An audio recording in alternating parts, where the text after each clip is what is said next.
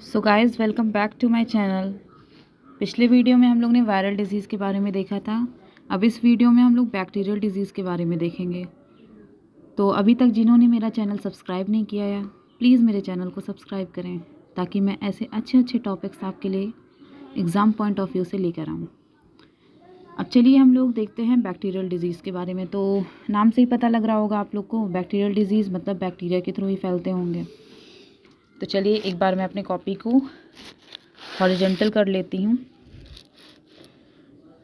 सबसे पहले हमेशा की तरह मैं यहाँ पे सबसे पहले टेबल बनाने के लिए सबसे पहले डिजीज़ लिखूँगी, देन कॉजेटिव एजेंट लिखूँगी, causative agent, then mode of transmission that is MOT, and then symptoms लिखूँगी, मतलब लक्षण जैसे हिंदी में कह सकते हैं आप लोग। देन गाइस ऐसे हम लोग बना लेंगे टेबल, या आप जैसे भी बना सकते हो, कोई बात नहीं। अब मैं ट्रिक सबसे पहले आपको बताऊंगी वायरल डिजीज़ की तरह ही। तो सबसे पहले ट्रिक मैं आपको बताऊंगी। तो ट्रिक बनाने के लिए सबसे पहले मैं पेन चेंज कर लिया है। अब देखिए ट्रिक, देखिए कैट्स पीटीटी ग्रुप डिस्कशन, पैसे ले लो भाई सब। कैट्स पीटीटी ग्रुप डिस्कशन, पैसे ले लो भाई सब। अब देखिए गाइस, इधर क्या है, इधर क्या है कि सी जो हम लोग का है वो कॉलेरा से स्टैंड है, and then A stands for anthrax. Sorry guys, यहाँ पे स्पेलिंग थोड़ी मिस्टेक हो गई है, REX, and then T stands for tetanus, S stand for syphilis,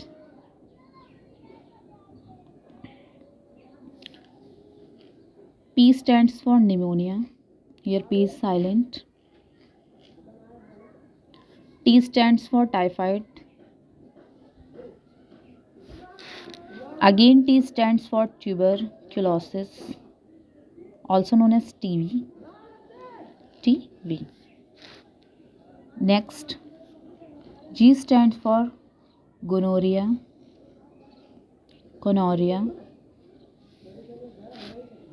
D stands for diphtheria, P stands for pertussis, L stands for leprosy, B stands for botulism, and last S stands for scarlet fever. So guys, cats PTT group discussion, please ले लो भाई सब, sorry पैसे ले लो भाई सब। So C stands for cholera, A stands for anthrax, T stands for tetanus, S stands for syphilis, P stands for pneumonia, T stands for typhoid, and again T stands for tuberculosis, G stands for gonorrhea, D stands for diphtheria, P stands for pertussis, L stands for leprosy, B stands for botulism, S stands for scarlet fever. Now guys हम लोग हमेशा फिर देखेंगे, जैसे हम लोग ने viral disease में देखा था कॉजेटिव एजेंट। तो जो हमारा कॉलेरा का जो कॉजेटिव एजेंट है वो है विब्रियो कॉलेरा नाम का एक बैक्टीरिया होता है, तो ये डिज़ीज़ को कॉज करता है। ओके,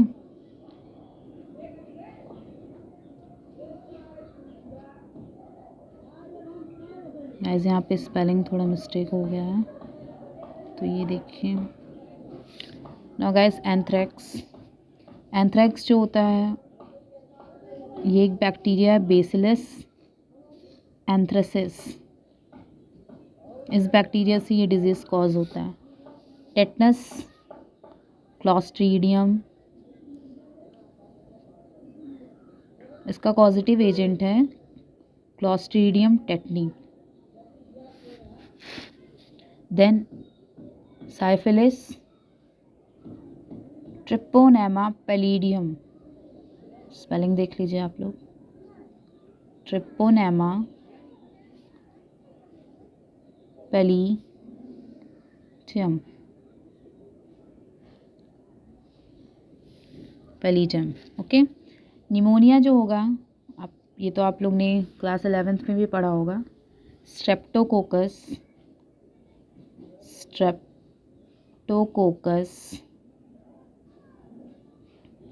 निमोनिया, ये आप लोग ने पढ़ा होगा, जो ग्रिफिथ का प्रिंसिपल था, स्ट्रेप्टोकोकस निमोनिया को यूज़ किया था उन्होंने, याद आ रहा होगा आपको कुछ शायद। और इसमें एक और हम लोग का बैक्टीरिया इंक्लूड होता है जिसे हम लोग कहेंगे हेमोफिलस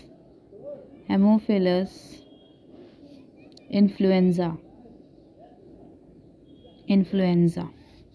नाउ गाइस, टाइफाइड देखिए, टाइफाइड का जो बैक्टीरिया कॉजिंग होता है सैल्मोनेला टाइफिस। नाउ नेक्स्ट गाइस जो हम लोग का है टीवी मीन्स ट्यूबरकुलोसिस। तो ट्यूबरकुलोसिस का जो बैक्टीरिया है, कॉजेटिव एजेंट जो है वो है माइकोबैक्टीरियम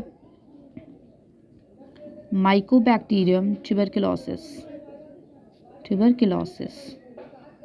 ओके गाइस, गोनोरिया का देखिए, नेक्स्ट जो है वो है Neisseria gonorrhoeae. Okay guys, now diphtheria का देखिए,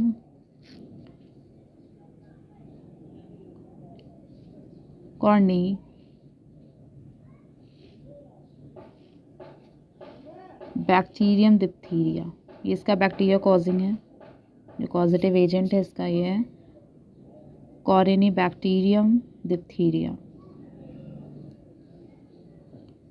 नाउ देखिए पर्ट्यूसिस का देखिए, इसका जो कॉजेटिव एजेंट है वो है बॉर्डीटेला पर्ट्यूसिस। ठीक है गाइस, नाउ नेक्स्ट देखिए लेप्रोसी का देखिए, कॉजेटिव एजेंट क्या है, माइकोबैक्टीरिया। ऐसे देखिए माइक्रोबैक्टीरिया लेप्रे। नाउ जो बॉटुलिज्म का है पॉजिटिव एजेंट वो है क्लॉस्ट्रीडियम बॉट्यूलिनम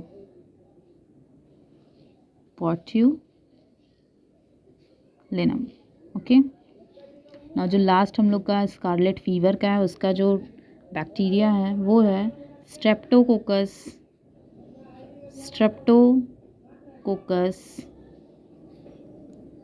पायरोजेंस। देखिए गाइस, तो गाइस हम लोग अब आगे बढ़ते हैं मोड ऑफ ट्रांसमिशन इसका। तो कॉलेरा का जो मोड ऑफ ट्रांसमिशन है हम लोग का वो है वाटर बॉर्न, मीन्स पानी से होता है। जो हम लोग का एंथ्रैक्स है वो एयर बॉर्न से होता है। जो हम लोग का टेटनस है, टेटनस आप लोग बता सकते हैं, ज़्यादातर लोहे वगैरह से होता है, तो इसको हम लोग क्या लिखेंगे, रस्टेड आयरन। देन साइफिलिस का क्या लिखेंगे, ये ज़्यादातर STI से होता है, that is known as sexually transmitted infections. Now pneumonia जो होता है वो एयर बॉर्न होता है, हवा से होता है। देन नाउ टाइफाइड जो होता है वो वाटर बॉर्न से होता है। ठीक है गाइस, नाउ जो TB होता है, ट्यूबरकुलोसिस जो होता है हम लोग का वो एयर बॉर्न होता है। गोनोरिया जो होता है वो भी STI होता है। डिप्थीरिया जो होता है हम लोग का वो है एयर बॉर्न। पर्टुसिस का जो होता है वो भी है एयर बॉर्न।